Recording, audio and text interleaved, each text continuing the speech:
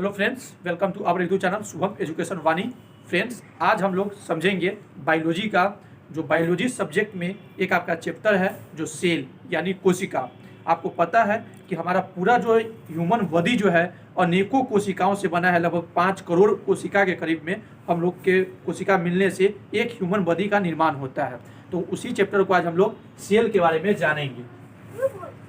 Biology में है यानी सेल। तो जैसा आपको पता होगा कि कोशिका सबसे बड़ा कोशिका जो होता है, यहाँ सबसे फर्स्ट यही आता है कि सबसे बड़ा कोशिका जो है हमारे पृथ्वी पर सबसे बड़ा कोशिका क्या चीज़ का होता है। तो शुतुरमुर्ग के अंडे का कोशिका जो है सबसे बड़ा होता है। वहीं फिर आता है दूसरा क्वेश्चन कि कोशिका सबसे छोटा कोशिका किसका होता है। तो माइकोप्लाज्मा का कोशिका सबसे छोटा होता है।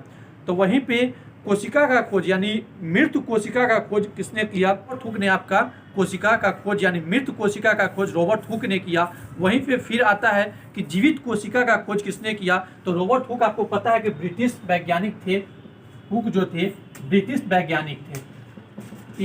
इन्होंने ही कोशिका का खोज किया था। सबसे पहले मृत कोशिका का खोज रॉबर्ट हुक ने किया था। वहीं पे जीवित कोशिका का खोज एंटोनियो विन ल्यूवेनहॉक ने किया था। तो रॉबर्ट हुक जो खोज किए थे कोशिका का, मृत कोशिका का, वो 1665 ईस्वी में कोशिका का खोज करके और मर गए।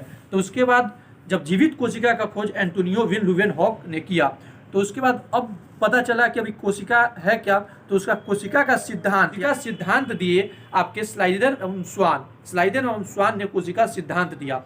तो वहीं अब आता है कि ह्यूमन बॉडी में सबसे बड़ा कोशिका क्या चीज़ का होता है। तो सबसे बड़ा कोशिका जो है ओवम है। वहीं पे सबसे छोटा कोशिका जो है आपका स्पर्म है ह्यूमन बॉडी में।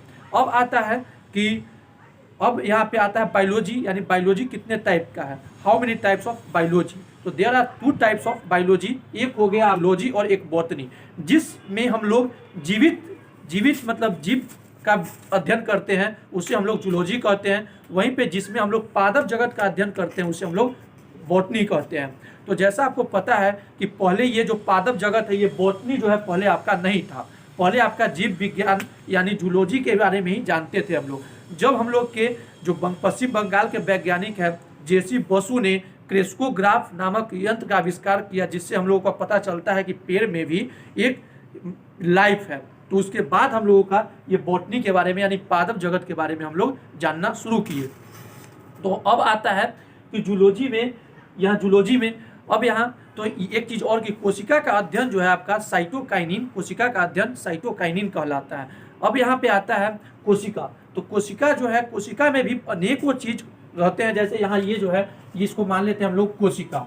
ये जो है सेल है, ये जो है आपका सेल है। अब सेल में ही होता है एक माइटोकॉन्ड्रिया, जो कि आपको पता है कि पावर हाउस ऑफ सेल, यानी सेल का जो है पावर हाउस होता है माइटोकॉन्ड्रिया।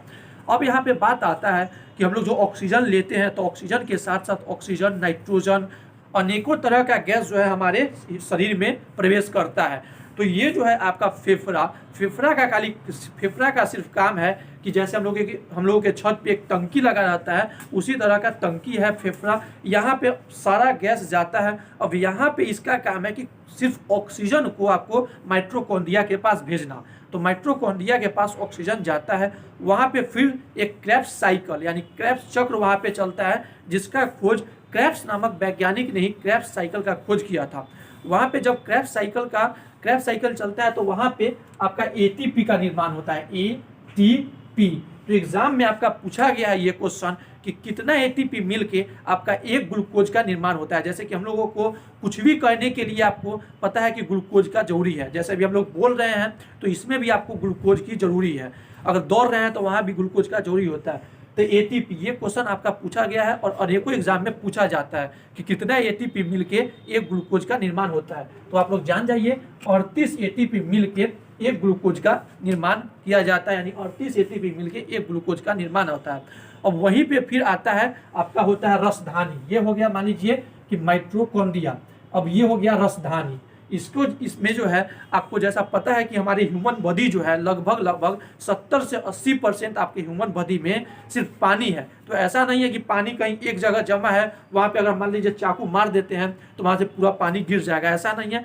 अनेकों जो 5 करोड़ जो आपका कोशिका है, उसी सब में सारे कोशिका में जो है आपका एक रसधानी होता है, सारे कोशिका में एक आपका माइटोकॉन्ड्रिया होता है। तो इसी रसधानी में आपका पानी एब्जॉर्ब होता है, वहाँ पे पानी मतलब एब्जॉर्ब रहता है। तो सभी कोशिका में थोड़ा पानी करते करते लगभग आपका 80% के करीब में आपका ह्यूमन बॉडी में पानी होता है। वहीं पे फिर आता है साइटोकाइनिन, यहाँ आता है साइटोकाइनिन, जहाँ पे आपको साइटोकाइनिन में आपको पता है कि कोशिका विभाजन का काम साइटोकाइनिन में होता है, ये भी आपको पढ़ना है। उसके बाद आता है यहाँ पे बीच में होता है आपका न्यूट्रिशन, न्यूट्रिन आपका बीच में होता है, जो सारे कोशिका को इन्फॉर्म करता है कि तुम्हारा ये काम है, आपका ये काम है, आपका ये काम है। सभी को काम करवाने का जिम्मेदारी, यानी समझिए कि आपके स्कूल में आपके टीचर जो होते हैं वो आपका न्यूट्रिशन यानी कोशिका में न्यूट्रिन जो है आपका टीचर का काम करते हैं। अब ये जो है वीडियो आपको लंबा होता जा रहा है, तो आगे फिर हम लोग जानेंगे, इसमें अभी बहुत कुछ हम लोग को जानना बाकी है।